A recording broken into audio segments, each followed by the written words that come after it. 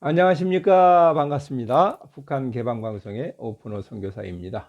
아, 남북 통일보다 먼저 북한이 개방이 되어야 합니다. 북한 개방 없는 통일은 남북 모두에게 큰 재앙이 됩니다. 북한이 개방되어야 남북 모두가 잘 살 수 있게 된다고 믿는 사람입니다. 북한이 개방되는 것을 하루속히 보고 싶습니다.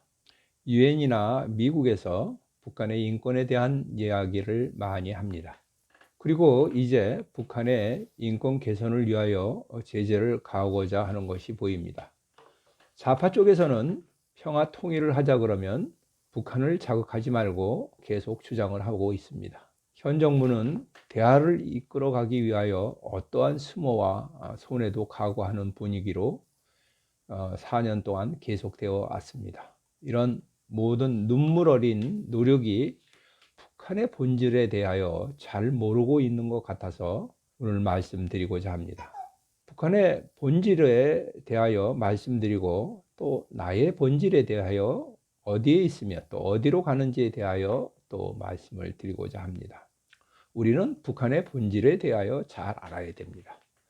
북한의 본질을 잘 알아야 헛된 꿈이나 정책을 만들지 않을 수 있습니다. 북한의 독재 3대 세습을 통하여 본 북한의 본질은 정권 체제의 유지의 목적이 있습니다. 공산주의 이념이나 주체 사상은 부수적인 것이며 이들에게 이것은 비본질적인 것입니다. 군사 강국이 되려는 것도 정권 체제 유지의 목적이 있습니다. 핵폭탄이나 대륙간 탄도미사일도 정권 체제 유지의 목적이 있습니다. 김정은은 지도자가 되고 나서 경제 발전의 구호가 북한 안에 많이 늘어나고 있다고 합니다. 처음에는 선군이라는 말을 많이 사용하였습니다. 그랬더니 이제는 경제로 바뀌었습니다. 북한이 선군 정책을 내세우는 이유도 정권의 체제 유지의 목적이 있습니다. 처음에는 선군이라는 말을 많이 사용했습니다. 그러나 이제는 경제로 바꿨습니다. 이것은 인민들의 경제 생활을 생각해서 그렇게 하는 것이 아닙니다. 김정은이가 경제를 챙기는 것도 정권 체제 유지의 목적이 있다고 봅니다. 북한 경제가 이제 다시 제2의 고난의 행군을 맞아들여 아사자가 속출하면 이제는 정말 정권을 유지하기가 힘들 것이라고 생각합니다. 코로나로 인하여 국경을 차단한 것도 방역의 목적이 있는 것 같지만 북한 당국은 그 다른 요인이 있는 것을 발견할 수 있습니다.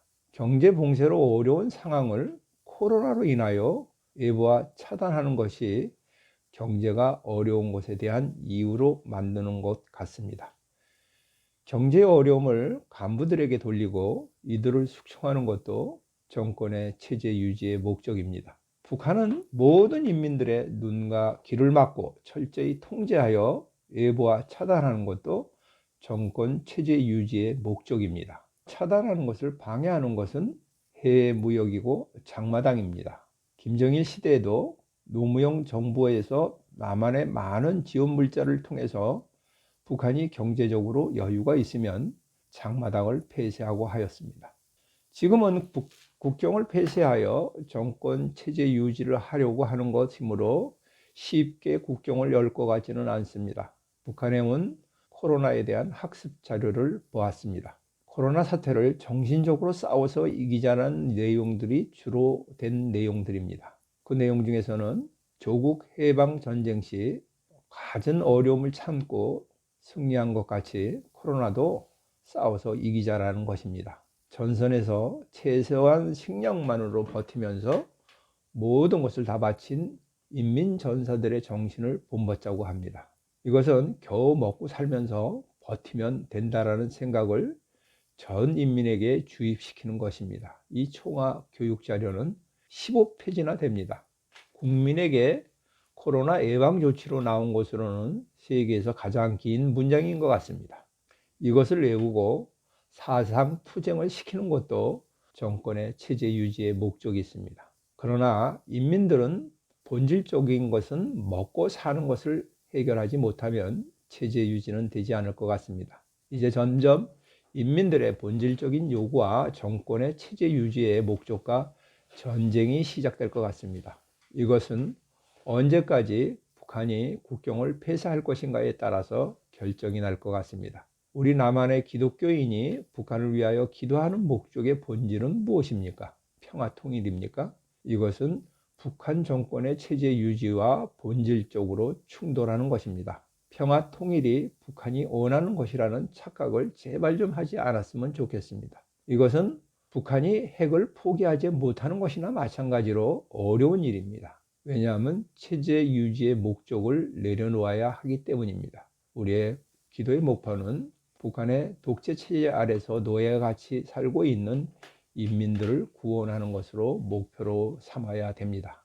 이것은 기독교인의 본질입니다. 통일이 되어서 남북한이 평화롭게 잘 사는 것을 목표로 두지 맙시다. 사회주의 국가를 만들어 모든 사람이 평등하게 잘 사는 세상을 만드는 것을 목표로 삼지 맙시다. 이것은 본질이 아닙니다. 기독교인의 삶의 본질에 대하여 말씀을 드리겠습니다.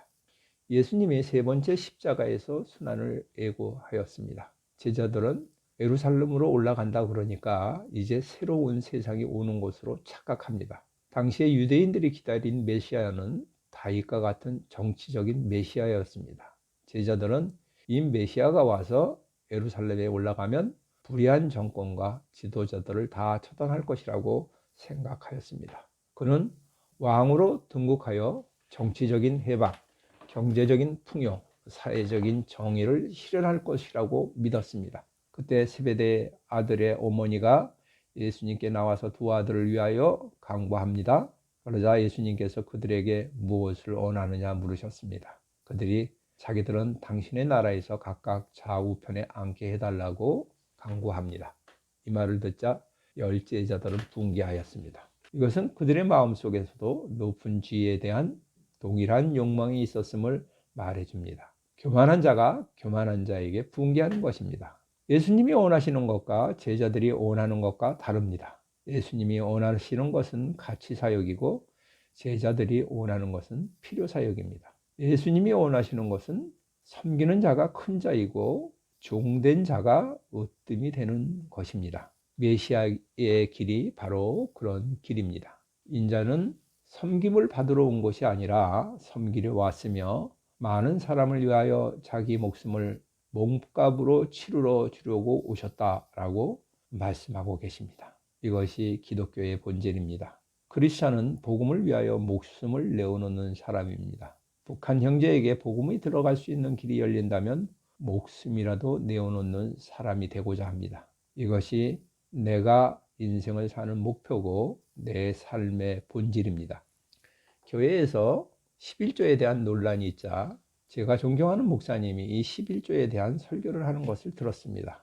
헌금은 자원하는 마음으로 하여야지 법으로 정하여 헌금을 하라고 강요하는 것은 잘못된 것 같습니다. 이런 헌금 설교는 형제를 실족하게 하는 것이 될 수 있습니다. 이것은 기독교의 본질이 아닙니다.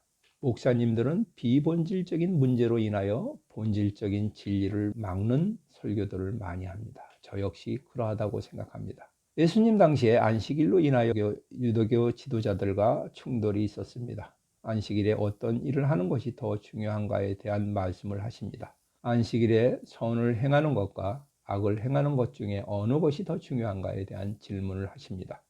생명을 구하는 것과 죽이는 것과 어느 것이 더 중요한가를 질문하십니다. 항상 우리는 이런 질문에 어떤 것이 더 중요한지를 생각해야 합니다. 예수님께서 중풍병자가 예수님 앞에 치료받게 하기 위해서 기아를 벗기고 침상채 예수님 앞에 달아내렸습니다. 이것을 보시고 내 믿음이 제 사함을 받았다고 선포하십니다. 이것을 본 서기관과 바리새인은 예수님이 신성모독을 한다고 공격을 합니다.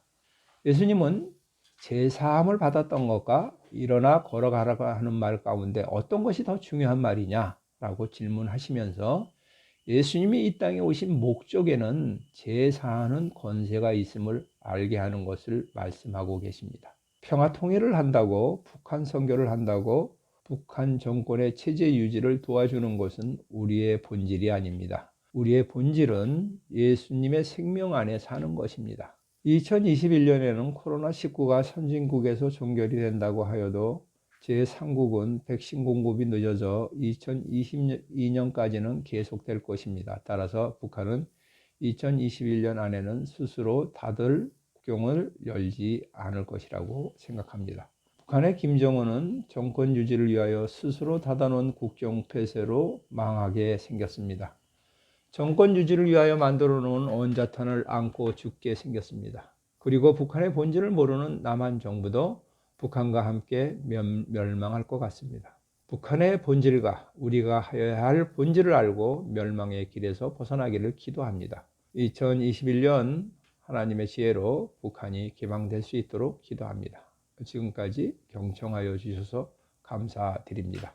방송을 듣고 느끼신 것을 댓글로 남겨주시면 감사하겠습니다. 처음 보시는 분은 구독 버튼을 눌러주시면 계속 이어서 보실 수가 있습니다. 저는 북한이 개방될 때까지 계속 유튜브 방송을 진행하도록 하겠습니다.